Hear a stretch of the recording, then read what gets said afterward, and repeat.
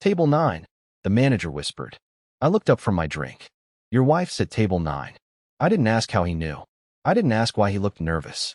I just nodded, slid my glass forward, and stood up like I'd done it 1,000 times before. Let me explain something. I hadn't seen Dana in 4 days. Not since her late-night drive to clear her head turned into absolute silence. Not a call, not a text, not a note. Her car was gone. Her clothes were mostly still in our closet. She left the dog. She left me. So what was she doing here, at the same restaurant I walked into tonight, trying to drink my confusion into something that didn't feel like betrayal? And why was he sitting across from her? I saw them before I even reached the corner. She wasn't wearing her ring. That was the first thing I noticed. She always said it was too tight. Funny, she never mentioned that until a month ago. Her hand looked lighter without it. Freer. Her fingers danced on the rim of a wine glass while she leaned into him like they'd done this 100 times. Like this was normal. I didn't rush. I didn't shout. I just walked. Each step felt like chewing glass. I made it to the table and stood there. Quiet. Long enough that she had to notice. And she did. She blinked, as if I were a glitch. Her mouth opened, but no sound came out. Just a small exhale that wasn't fear or guilt. It was inconvenience. Wesley, she said, like I was the one interrupting her evening. I didn't look at her. I looked at him. Do you know she's married? I asked. My voice cracked. I hated that. He shrugged. Not my business. That was the second thing I noticed. He had no shame. No apology. No awkward glance. No hint of respect for the man whose life he'd been stuffing himself into like a borrowed suit. He just sipped his wine and watched me. Waiting, probably, to see if I'd cry or swing or beg. But I didn't do any of that. I reached into my coat pocket, pulled out the velvet box, and without saying a word, I placed it on the table, right next to her drink. Her fingers froze above her phone. I didn't slam it. I didn't flip the table. I didn't demand answers. I just opened the box, slow, revealing the wedding band she slipped off 4 days ago and left by the sink like it was nothing but a forgotten accessory. I pushed it toward her. You'll want this back, I said. And then I turned and walked away. I didn't even make it 3 steps before I heard the glass shatter. But that wasn't the shocking part. The shocking part came exactly 6 minutes later, when the police showed up. The sirens weren't loud. They didn't storm in like a scene from some action movie. No, the officers walked in calm, methodical even, like they already knew what table they were heading to. That's what chilled me. I wasn't even fully out of the restaurant when they entered, and they didn't look around. They didn't ask the hostess anything. They just made a straight line toward table 9, like this whole night had been rehearsed. I stepped aside as they passed me. One of them glanced at me briefly, just a half-second flick of the eyes, and then dismissed me entirely. I wasn't who they were here for. Dana stood up fast when she saw them. Too fast for someone who claimed I was being dramatic. I watched her stiffen, like her body was trying to decide whether to run or collapse. Her lover, Hunter or Hudson or whatever fake deep name he had, stayed seated, arms folded like he'd dealt with cops before and didn't plan to get up unless dragged. I moved closer, close enough to hear what one officer said. Ma'am, we need to speak with you outside. Now. Dana's voice cracked. Wait, why? What is this? But they didn't answer. They just flanked her and guided her toward the exit like they were used to people pretending to be confused. I stepped back so she'd have to pass by me. Her eyes met mine for only a second, and that second was enough. I've never seen fear like that on her face. Not guilt, not shame, actual fear. And in that moment, I knew 2 things. 1, this wasn't just about cheating. And 2, she thought I knew more than I did. Which, surprise, was true. She passed by, lips trembling. She didn't say my name. Didn't whisper an apology. Nothing. Just kept her eyes low and let the officers walk her into the night. I stayed. I sat right back down in his seat across from the half-drunk wine glass she'd left behind. Hunter was still sitting there, somehow calm, like this happened to him every Tuesday. So, I said, trying to steady my voice. You want to tell me why my wife's being taken out of here like she robbed a bank? He smirked.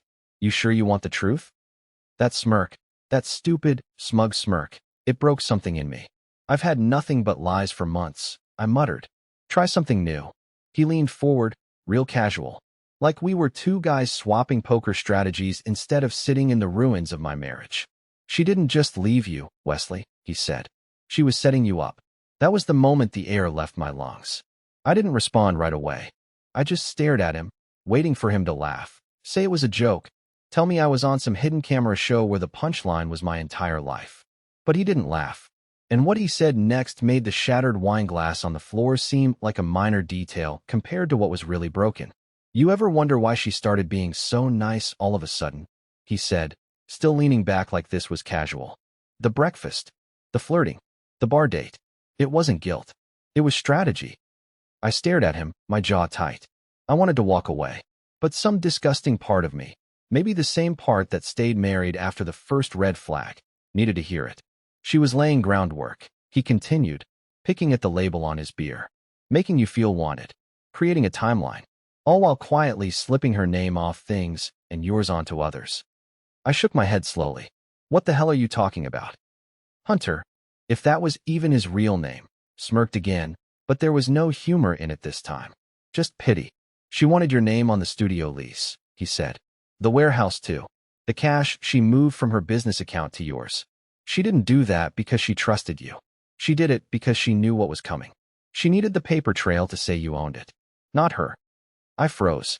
I remembered the documents. The late-night requests for signatures. It's just a favor, babe. It helps me on taxes. That's what she said. And like the idiot I am, I signed them while brushing my teeth or half asleep on the couch. She's been funneling inventory, Wesley, he said, finally using my name like it was some kind of mercy. Art supplies, designer prints, equipment, selling it all through a third party under your name. If the feds came sniffing around, who do you think they'd pin it on? I couldn't breathe for a second. My ears were ringing. This had gone so far past cheating, I didn't even know what I was standing in anymore. She used me. I muttered, mostly to myself. Hunter gave a one-shoulder shrug. She used everyone. I was just the sugar. You were the shield. I laughed then, but it came out broken and hollow. I wasn't even mad at him anymore. I was mad at me. For trusting her. For believing in our little routines. For thinking a woman who suddenly asked how I liked my eggs wasn't planning to cook me for breakfast. And then something occurred to me. A thought that chilled me more than the betrayal. She didn't expect to get caught tonight, I said, my voice barely above a whisper. Hunter looked at me, curious. No, she didn't. So who called the cops? He tilted his head and narrowed his eyes. You didn't. No. We both sat in silence for a moment. Long enough for the waiter to awkwardly collect the shattered glass near our feet. Long enough for the restaurant noise to slowly return to normal. But in my head, nothing was normal. Everything was spinning. She was laundering money through my name. I said again, this time more to solidify it for myself than to him. If they hadn't caught her tonight, you'd be in prison by next spring, Hunter said bluntly. Probably in debt for life. She covered her tracks real good. Until tonight. I stood up, my chair scraping against the floor. My body felt like it belonged to someone else. Where are you going? He asked, not smug now, maybe even a little wary. I looked at him, and for the first time, I wasn't shaking. I was still, cold, focused. I'm going home, I said, to find everything she left behind. Because if she was planning to burn my life down and vanish, I needed to know exactly how far her fire had already spread. And deep down, I had this awful feeling I hadn't even seen the worst of it yet. I don't remember the drive home. Not a single red light, not a single turn. My hands were gripping the wheel so tight my knuckles ached, and my thoughts were unraveling faster than I could catch them. Every word Hunter said echoed like thunder in my skull. She was setting you up. She wanted your name on it. She didn't expect to get caught. My house didn't even feel like mine when I pulled into the driveway. The porch light was still on, like she was expecting someone else to return. Maybe him. Maybe nobody. Maybe she never planned to come back at all. The door creaked when I opened it. Inside, it smelled like lavender and lemon. The same diffuser scent she always kept going. Familiar. Safe. Fake. I dropped my keys, stepped out of my shoes, and stood in the living room trying to decide where to begin. The silence was heavy, but something felt wrong. Not just emotionally. Physically. Like something had shifted. I walked down the hallway, passing the framed vacation photo of us from Cape Cod. The one she made me hang straight, even though she hated how her hair looked in it. Her side of the bed was neatly made, just like she always left it. But when I got to the guest room door, I paused. It was cracked open. We never used the guest room. She always said the room gave her bad energy. The bed was stripped, the curtains drawn, and for the longest time, it was just a dumping ground for boxes and clutter. But now the door was slightly open, just enough to make my skin crawl. I pushed it open and stepped inside. At first, I didn't see anything unusual. Same dusty furniture. Same unopened boxes from when we moved in 2 years ago. But then I noticed the closet. The door wasn't fully shut. Not like we always kept it. Something inside me hesitated. That old animal instinct. The one that screams, "Don't open it," flickered. But I did. Of course I did. Inside were 2 large duffel bags. One was packed with cash. Stacks of it. Not 20s. Hundreds. Dozens of neat, rubber-banded bundles stuffed to the brim, like a scene from a crime show. I dropped to my knees and unzipped the second bag. Documents, burner phones, and a passport. 2 passports. One was hers. The other? Mine. But it wasn't my actual passport. It was a fake. My name, but a different photo.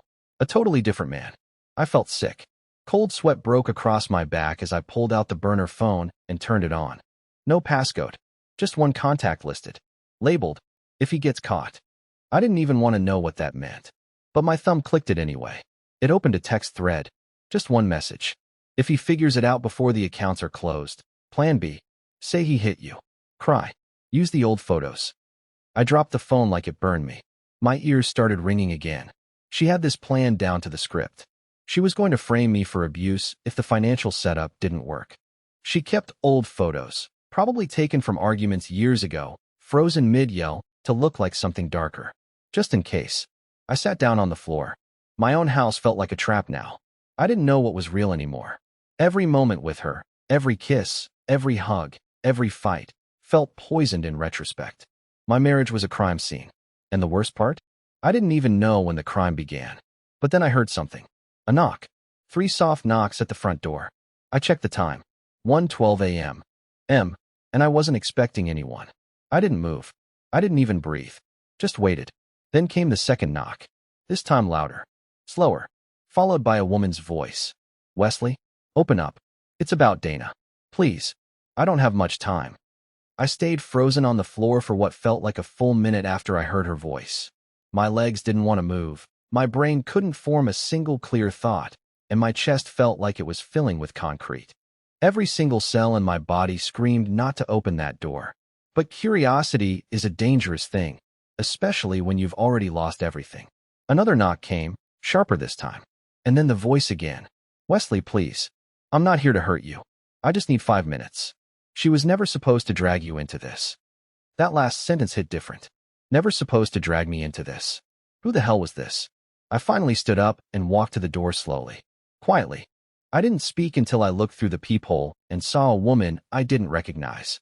Blonde, late 30s maybe, sharp eyes that darted around like she expected someone to follow her.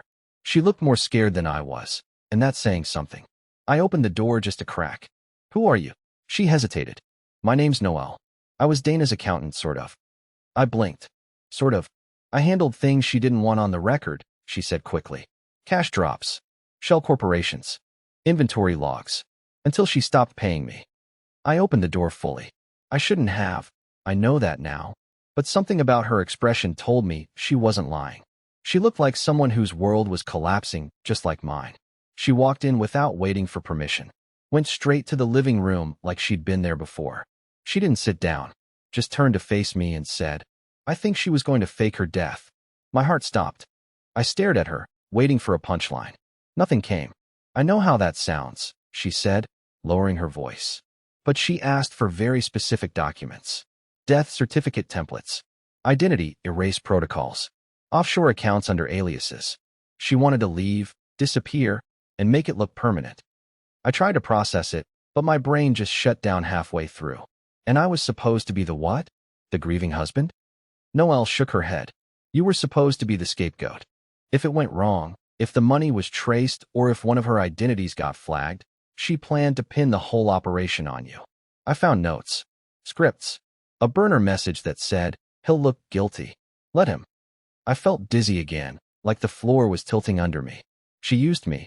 I whispered. She really used me. Noelle pulled something from her coat, a flash drive. This has everything I've collected. Backups of the transactions, fake passports, her fake ID photos, bank transfers, crypto accounts she forgot I had access to. If you want to protect yourself, you're going to need this. I didn't reach for it. I just stared at it, like touching it would make it all real. And why are you giving this to me? I finally asked. She looked away, her voice suddenly quieter. Because she used me too. Promised I'd get a cut when it was all over. But then she ghosted me. Told people I was unstable. I saw what she was doing to you and I. I couldn't let her ruin someone else the way she ruined me. I slowly took the drive from her hand. It was warm. Wesley, she said carefully, Dana isn't just dangerous because she's manipulative. She's dangerous because she doesn't think she's doing anything wrong. She truly believes she's the victim. I opened my mouth to respond, but before I could say a word, my phone lit up on the counter. Unknown number. A new message. I walked over, unlocked it, and opened the text. You shouldn't have gone through the closet. I stared at the message on my phone like it had teeth.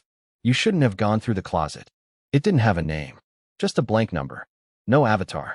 No punctuation. Like it had been written by someone who already knew it would land like a knife. Noelle stepped closer and looked over my shoulder. When she read it, she didn't ask who it was from. She just whispered, "She knows you're awake." My mind was racing in every direction at once. Was she watching the house? Had she bugged the place? How long had she been setting this up? How deep did this thing go? I turned off the phone, pulled the battery out. Yeah, I still had one of those, and tossed it on the kitchen counter. Noelle didn't flinch. She looked like someone who'd lived through worse. You think she knows I met you? I asked. She'll assume it, Noelle said. She probably doesn't know I gave you the drive, but if she thinks you've figured out even half of it, she'll do whatever she can to finish the story the way she planned it. What does that mean? I asked. What story? Noelle didn't answer right away. She walked over to the window, peeked through the blinds, and then turned back to me like she was choosing her words carefully. Dana always needed a villain, she said. In every version of her life, someone else was the problem. Her ex, her old boss, her college roommate, her mother. It was always someone else's fault. She needs that to survive. And right now, you're the one standing in the way of her vanishing clean. I sat down on the couch, the weight of everything finally slamming into me like a freight train. The marriage, the fake documents, the stolen money, the setup, the text. The part of me that still remembered our first road trip together, that still remembered her humming to Fleetwood Mac with the window down, was trying to convince me she was just scared, that this had spiraled, that maybe she didn't really mean to ruin me. But the other part, the part that had just found a bag of cash and a burner phone labeled with instructions to cry abuse, knew better. Noelle sat down across from me and pulled a folded sheet of paper from her coat. You're not going to like this, she said, but I think you need to see it. It was a printed email. I didn't recognize the sender, but the subject line was enough to make my skin crawl. Wesley's mental health file, confirmed access approved. I scanned the email. Dana had contacted a therapist's office, my old therapist, and used a forged release form to request access to my session history. Notes, prescriptions, mental health status. Every breakdown I'd ever whispered in confidence. Every fear, every word I thought was safe. She's building a case, I said, my voice shaking. She wants to make it look like I snapped. Noelle nodded. It gets worse. That email? It was forwarded to a private investigator. I leaned forward, my breath shallow. Why? To fabricate a timeline. She's been collecting footage, screenshots, witness statements, all to prove you've been unstable for months. That if anything happened to her, it was because you couldn't handle her leaving. I stood up. I couldn't sit anymore. I walked in a small circle, dizzy with rage and humiliation. She's faking an entire history to make me look violent, unstable, dangerous, so she can vanish and pin the chaos on me. And then it hit me. She's not running from me, I said slowly. She's setting me up to take the fall after she's already gone. The knock at the door this time wasn't gentle. It was a fist. 3 sharp pounds. Noelle stood, her eyes wide. Did you tell anyone I was coming? No, I said. We both stood in silence. Then the voice came. Mr. Keene? Charleston Police. We need to ask you a few questions about your wife's whereabouts. But here's the thing. I knew Dana had already been taken into custody earlier that night. So why were the police here now? And why didn't they say they were looking for her?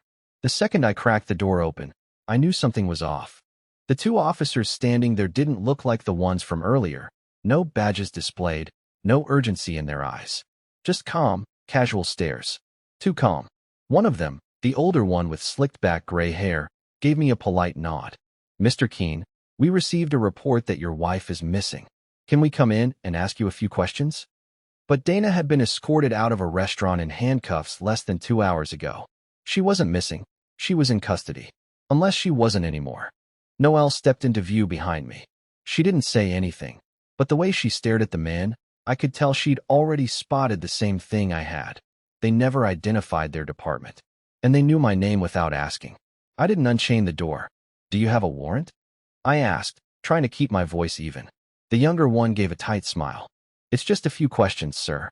You've got nothing to hide, right?" That's when I shut the door. No slamming. No yelling. Just a quiet, deliberate close. Noelle's eyes were wide. "She's using private contractors." "What?" "Fake uniforms. It's a trick. I've seen it before. She's trying to recover something from inside the house without going through legal channels." I stepped back from the door, my mind racing. Recover what? Noelle glanced toward the guest room. "The bags. Or the flash drive. Or something else you haven't found yet." We didn't wait around. She grabbed her coat. I grabbed the drive, and we slipped out the back. I don't know if they saw us leave, but we didn't stop. We got in my car, hearts pounding, and drove without speaking. It wasn't until we were a mile out that I finally asked the question that had been burning in my throat the entire time. Why is she still coming after me if she's already disappeared? Noelle looked straight ahead and whispered, "Because she left a mess. And she knows you're the only one who can still bury her." We didn't go to a hotel. That would have been too easy to trace. Noelle knew a place outside the city, an old lakeside cottage her aunt used to own before it was abandoned. No cameras. No neighbors. Just peeling wood and the sound of water slapping the dock like a heartbeat. It felt like the only safe place left in the world. We stayed there for 3 days. During that time, we combed through everything on the flash drive. The deeper we went, the clearer it became. Dana hadn't just wanted to disappear. She wanted to rise somewhere else, with a new name, clean accounts, and no loose ends. And I had been the final loose end. She'd forged documents using my identity, rerouted stolen funds through fake LLCs, predated psychological reports to make me look unstable, and even sent anonymous complaints to HR at my job suggesting erratic behavior. It was textbook character assassination. She wasn't going to vanish until I looked guilty enough to take the heat she left behind. But the thing she didn't count on? Me not collapsing. I took everything Noelle and I found and handed it over to someone I never thought I'd speak to again. My cousin, Ellis, who just so happened to work in cybercrime for the state. We hadn't talked in years after a dumb family argument. But when I showed him what I had, his entire tone changed. He made one call, then another. Within 48 hours, a federal team was involved. Dana was already out on bail. That's why those fake officers showed up at my door. She'd been released before her charges were processed, likely using one of the same aliases we found on the drive. She had hours, maybe a day, before she disappeared again. But this time I was faster. They caught her at a private airfield 30 miles outside the city. She had a fake passport in her bag and more cash stuffed in her boots. She tried to cry, of course. Tried to say I was controlling, that I'd threatened her, that she was running for her safety. But the evidence was too strong, too real, too detailed. She was arrested, again, but this time on federal charges. Wire fraud, identity theft, attempted insurance fraud, and obstruction. She'll be in prison for a long time. I never went to the courtroom. I didn't need to. I read about it in the papers a week later. Apparently, she didn't cry when the sentence was read. She just stared forward, blank, like she was already somewhere else in her head. Somewhere sunny, probably, where none of this ever happened and she was still the hero. Let her stay there. I've had enough of her stories. As for me, I left the city. I sold the house. I quit the job she tried to ruin. And with some help from Ellis, I cleared every piece of false data she planted. My name is clean again. Noelle disappeared too, on her own terms. She left me a note. Some of us don't get to start over. But you do. So make it count. I don't know where she went. I hope she found peace. She deserved it. As for me, I found something better than revenge. I found quiet. I wake up now and make my own breakfast. I don't need to be asked how I like my eggs. I know, and that's enough.